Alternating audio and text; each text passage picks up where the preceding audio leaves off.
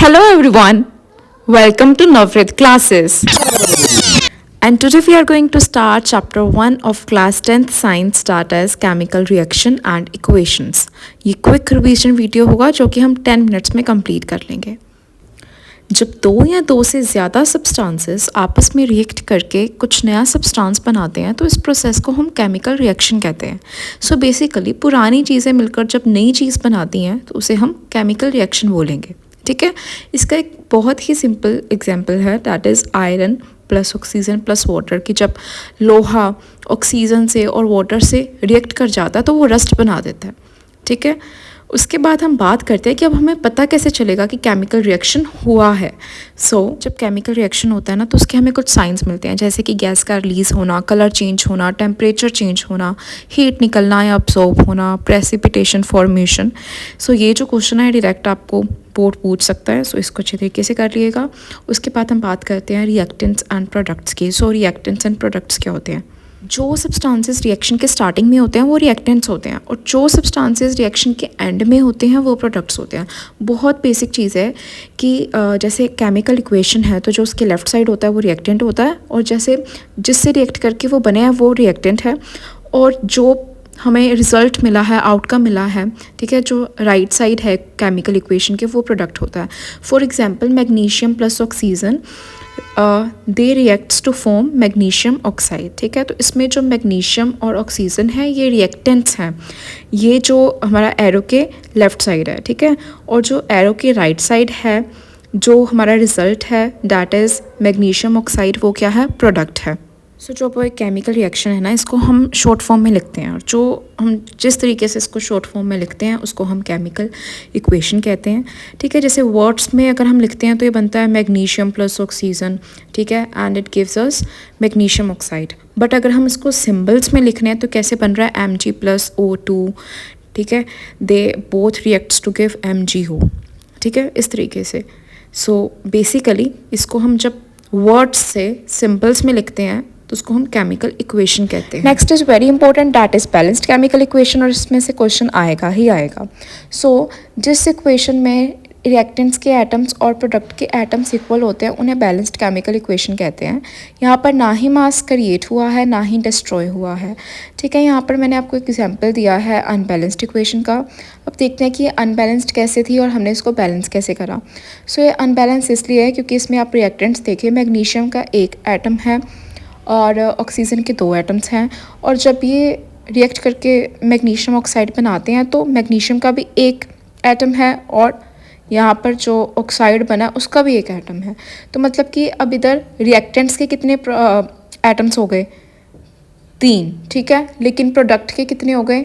2. Equal नहीं है. Balance बनाने के लिए अब मैग्नीशियम के आगे 2 लगा दिया, ऑक्सीजन के पास तो थे ही 2, तो इधर रिएक्टेंट साइड कितने हो गए? 4.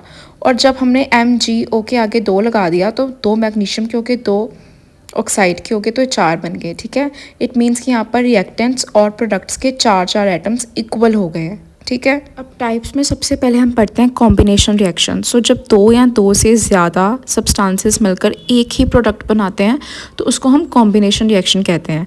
ठीक है, बेसिकली मैनी टू वन मतलब बहुत से एक. बहुत रिएक्टेंट्स थे लेकिन प्रोडक्ट एक ही बना. जैसे कि इसमें एग्जांपल है हमारे पास, इसको आप स्क्रीनशॉट कर सकते हो.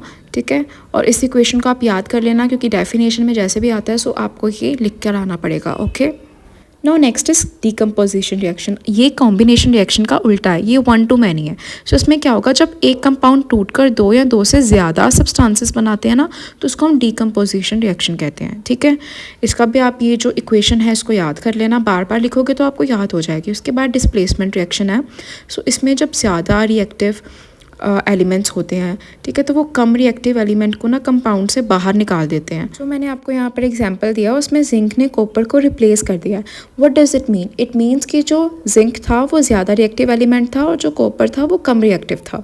ठीक है, डबल डिस्प्लेसमेंट रिएक्शन. ये वो रिएक्शन है जब 2 कंपाउंड्स अपने आयन से एक्सचेंज कर लेते हैं और यहाँ पर ना वाइट प्रेसिपिटेशन बनती है. ठीक है, ये जो इक्वेशन है इसको आप याद कर लेना और बेसिकली आयन से एक्सचेंज होंगे इसमें. Oxidation and reduction. ऑक्सीडेशन में ऑक्सीजन का गेन हो जाएगा या इलेक्ट्रॉन्स का लॉस हो जाएगा। और रिडक्शन में वाइस वर्सा है, ऑक्सीजन का लॉस हो जाएगा या फिर इलेक्ट्रॉन्स का गेन हो जाएगा। ऑक्सीडेशन और रिडक्शन हमेशा साथ साथ होती है, इस चीज़ को याद रखना, और इसीलिए इसको रिडॉक्स रिएक्शन कहते हैं। Next is corrosion. So corrosion क्या होता है? जब मेटल्स एयर और मॉइस्चर के कांटेक्ट में आके धीरे धीरे ख़राब होने शुरू कर देते हैं तो उन्हें हम कोरोजन कहते हैं। जैसे कि आयरन का रस्ट होना, मैंने आपको ये फर्स्ट एग्जांपल दिया था, ठीक है। आयरन ऑक्सीजन प्लस वाटर के साथ रिएक्ट करके रस्ट उसमें आ जाती है, तो रस्टिंग शुरू हो जाती है। और अब इसको हम प्रिवेंट कैसे कर सकते हैं? Painting, oiling, galvanisation. Now what is galvanisation? So it basically means कि आयरन या स्टील पर जिंक की थिन लेयर को चढ़ाना। ये इसलिए किया जाता है ताकि हम आयरन को रस्ट होने से बचा सकें। और गैल्वेनाइजेशन में आयरन को मोल्टन जिंक में डिप कर देते हैं, जिंक की एक प्रोटेक्टिव लेयर बन जाती है। Now the last is rancidity. जब फूड आइटम्स जैसे कि चिप्स, ऑयल, बटर, जब ये एयर के कांटेक्ट में आते हैं तो बहुत बुरी स्मेल आती है इनमें से, और जो टेस्ट है वो भी ख़राब हो जाता है, तो उसे हम रेंसिडिटी कहते हैं। अब ये होता क्यों है? क्योंकि ऑब्वियसली वो एयर के कांटेक्ट में आए हैं तो रिएक्शन हुआ है, केमिकल रिएक्शन हुआ है। अब इसको कैसे बचा सकते हैं? एयर टाइट कंटेनर्स का यूज़ करके, ठीक है। उसके बाद नाइट्रोजन गैस पैकिंग, जैसे कि हमारे चिप्स के पैकेट होते हैं तो उसमें नाइट्रोजन होती है जो कि इसको रेंसिडिटी से प्रिवेंट करती है। So these are some preventions, okay. And with this we are done with this chapter. ये क्विक वीडियो थी जिसमें आपको एक बेसिक आइडिया हो जाएगा, कॉन्सेप्चुअल क्लैरिटी मिल जाएगी कि चैप्टर में है क्या, ठीक है। अगर कोई और डाउट है तो आप कमेंट कर सकते हैं, और प्लीज़ हमारे चैनल को सब्सक्राइब ज़रूर करिएगा।